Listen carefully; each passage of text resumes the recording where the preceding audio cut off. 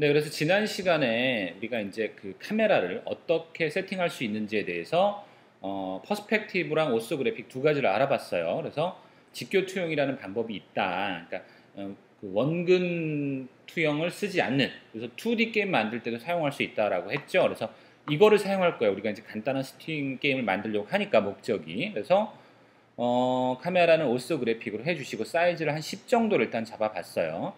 10 정도로 잡아보고 일단 이 큐브가 이제 뭐 슈팅 게임 할 때 비행기가 된다고 치고 000의 위치에 가져다 놨습니다. 그러면 이제 뭘 할 거냐면 얘를 움직일 수 있어야 돼요. 우리의 입력에 따라서. 자, 그러면 이제 여기서부터 이제 게임적인 요소가 좀 들어간다고 볼 수 있을 텐데 뭘 먼저 찾아보시냐면 유니티에서 헬프를 보시면 맨 오른쪽 메뉴에 헬프를 보시면 세 번째에 스크립팅 레퍼런스라고 하는 게 있어요. 이게 이제 스크립트를 짤 때 굉장히 중요한 그 각 오브젝트의 속성과 뭐 변수, 뭐 함수 이런 것들을 보여주거든요. 그러면 이제 뭐가 있냐면 버튼이라고 이 유니티에서 미리 만들어 놓은 놈이 있어요. 그래서 GUI에 버튼이라고 하는 놈이 있다. 요거를 이제 기억을 좀 해주시면 되는데 이 버튼을 한번 만들어 볼게요. 일단 간단하게. 자, 이 GUI 버튼이라는 놈이 있고 이 놈은 펑션이 onGUI라는 게 예제가 들어있죠. onGUI 안에서 쓸 수가 있는데 이게 GUI를 그릴 때마다 자동으로 호출되는 함수예요. onGUI. 이것도 이제 그 우리가 이제 함수를 스크립트를 하나 만들어 볼게요. 스크립트를 우선 자바스크립트를 하나 만들어서 메인 스크립트라고 하고 이거를 예를 들어서 메인 카메라에다가 달아줄게요. 이런 식으로. 그럼 메인 카메라에 메인 스크립트가 달렸죠. 이거를 더블 클릭하면 더블 클릭을 하고 불러오면 이제 모노 디벨롭이 뜨죠.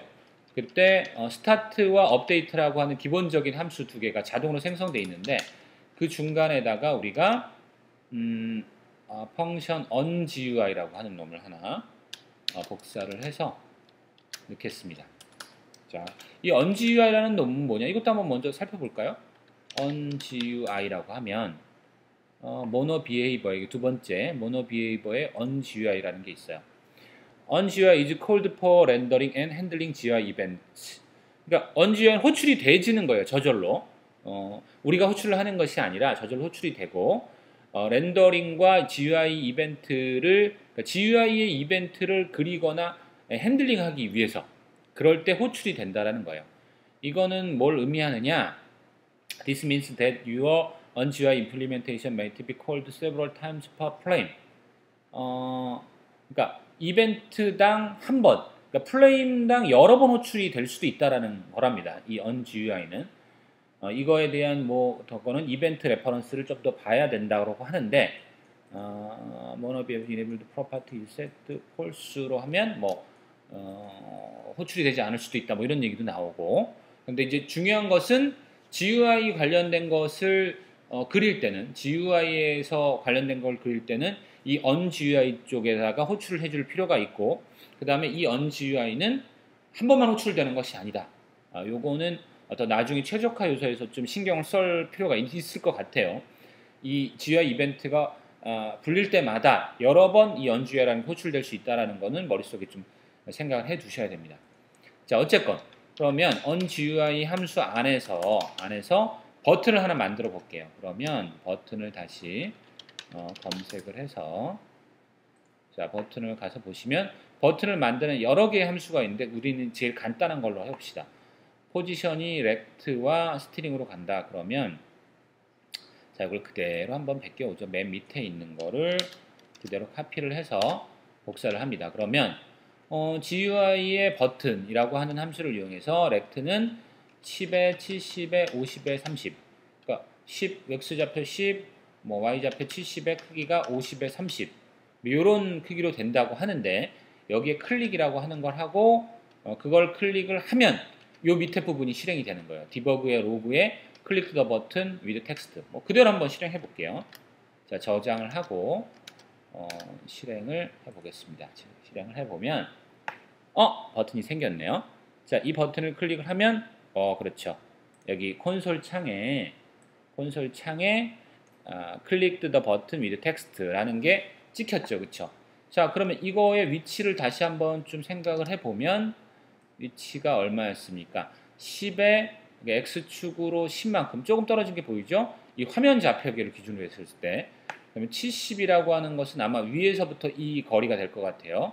그 다음에 50은 이 폭, 그 다음에 30은 이 높이 이렇게 되겠죠.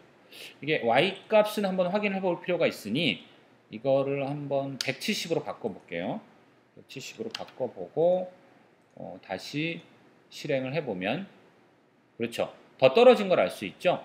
이 폭은 우리가 어떤 타겟을 하느냐에 따라서 달라질 수 있어요.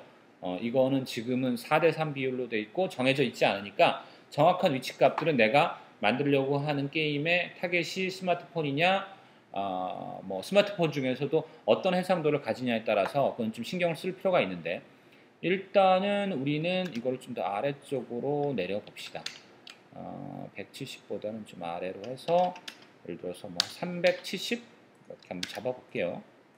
370 정도로 잡아보면 거의 아래로 갔네요. 370에 그러면 이게 얼마로 돼 있을까요? 실제로는 이게 근데 변화를 시켜보면 그렇죠. 변하죠. 네, 사이즈에 따라서 지금 고정이 아니라 이 화면 폭이랑 높이가 정해져 있는 것이 아니기 때문에 이건 나중에 이제 설명을 드리겠지만 대충의 위치를 한번 잡아볼게요. 이 정도로 화면상에 나타날 정도로만. 그 다음에 내용을 클릭이라고 돼 있는데 예를 들어서 이거를 화살표로 왼쪽으로 가는 거 우리가 이제 왼쪽 버튼 오른쪽 버튼 이용해서 왼쪽으로 옮기거나 오른쪽으로 옮길 거니까 이렇게 해놓고 이거를 복사를 해서 두 개를 만들어 보겠습니다. 근데 겹치면 안 되니까 X값을 10에 50이 폭이었으니까 70 정도로 한번 잡아볼게요. 70 정도로 잡고 화살표 이쪽으로 해서 저장을 하고 실행을 해보겠습니다. 자, 그러면 오른쪽, 왼쪽 버튼이 클릭됐다는 게 알 수 있죠. 자, 이렇게 간단하게 만들 수 있어요.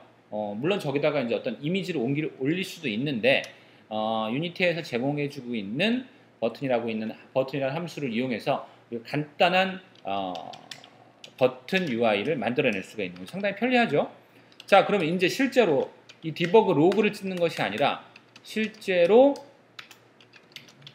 우리의 게임 오브젝트인 큐브를 이동을 시켜 볼 텐데 자, 이동을 시켜 보겠습니다. 그러면 왼쪽 버튼을 누르면 왼쪽으로 움직여야 되고 오른쪽 버튼을 누르면 오른쪽으로 이동을 해야 되잖아요. 그러면 어떻게 작업을 해야 되느냐 하면 얘를 게임 움직여야 될 대상, 게임 오브젝트를 먼저 찾아야겠죠. 그쵸? 자, 그래서 프라이빗으로 박스라고 하는 움직일 그 대상에 대한 게임 오브젝트를 이렇게 선언을 해주고 스타트 시점에 박스는 게임 오브젝트에 점 find라고 하는 함수가 있을 겁니다. 없나? 네, 찾아볼게요. 게임 오브젝트에 한번 찾아보죠. 뭐 확인을 해볼 필요가 있습니다. 이런 거는 게임 오브젝트를 가면 함수가 find가 있죠, 그렇죠? find가 있어서 스트링 값을 주면 됩니다. 자, 이름이 뭐냐 보면 큐브라고 돼 있죠, 그렇죠? 큐브라고 돼 있는 놈을 찾아라. 이렇게 하고 저장을 해볼게요. 실행을 해보니까 에러가 납니다. 왜 에러가 나느냐? 네, 바가 없죠. 제가 실수를 했습니다. 바가 없습니다. 바. 네, 변수 선언인 var이 없죠. 자바스크립트에서 다시 한번 실행을 해주면 네, 잘 되겠죠, 그렇죠? 근데 뭐 이거 지금 특별한 행동을 안 했어요. 여기에다가 박스에다가 우리가 찾은 이 박스를 움직여줘야죠.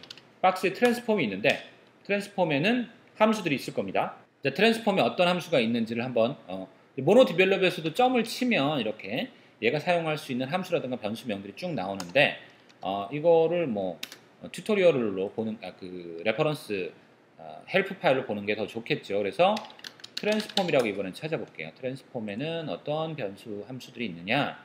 트랜슬레이트라고 하는 게 있어요. 이동을 시킨다는 거예요. 트랜슬레이트라는 것이 있어서 얘를 자기 자신을 이동을 시킬 수가 있어요. 그러면 한번 요거를 참고해서 한번 볼게요. 자, 그러면 예를 들어서 트랜스폼에는 트랜슬레이트라고 하는 함수가 있으니 여기에다가 방향을 설정을 해줘야 돼요. 방향을 설정을 해줘야 됩니다. 자, 벡터가 뭐냐면 여기에서는 그 이동할 방향이에요. 방향과 거리까지도 되겠죠. 그 벡터의 크기가 얼마냐에 따라서. 그러면 벡터 3라고 하는 우리가 가장 많이 사용하는 이 벡터 3라고 하는 함수에는 함수가 아니죠. 클래스에는 각각의 방향에 해당하는 것들이 들어가 있거든요. 자, 오른쪽 잠깐만요. 왼쪽 버튼을 누르면 지금 화면상에서 오른쪽 왼쪽이니까 왼쪽으로 가는 걸 누르면 레프트를 한번 해볼게요.